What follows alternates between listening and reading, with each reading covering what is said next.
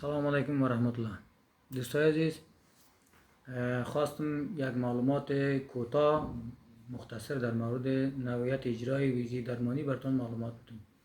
ویزی درمانی دوستای عزیز به چه کسانی قابل اجراست؟ به کسایی که دهی ویزا به او شخص مریضی که با پایواز باشه.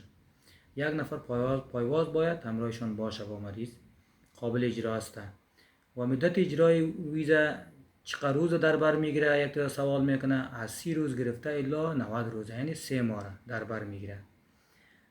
ویزا انشالله قابل اجرا است، اجرا شده و تا به حال اجرا میشه دیگه. در نوع اجرا شدنش کدام چی نیست، تردید نیست، فعلا میشه اجرا.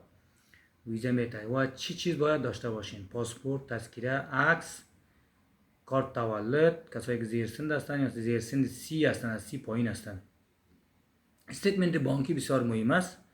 یگانه اسپانسر حمایت کننده شما استیتمنت بانکی تان است. استیتمنت بانکی تان باید بالاتر از $12,000 باید باشه. نوعیت بودن استیتمنت بانکی تان یا افغانی باشه یا دلاری، فرق نمیکنه، به هر کدامش باشه. یکی از بانک های امی کشور ما و شما باشه مشکل نیست. و یک تعداد دوستا میگن که از بانک کشور خارج، یعنی یا ایران یا از ترکیه باشه جور. نه خیلی گپا نمیشه، داخل افغانستان باید باشه. هیچ مشکل نیست دیگه. زمانی که اسناد در دفتر تسلیم میکنین انشالله از 1 ماه گرفته تا 90 روز پروسس کاری شماست، انشالله اجرا میشه. بخیر، سلامت باشید.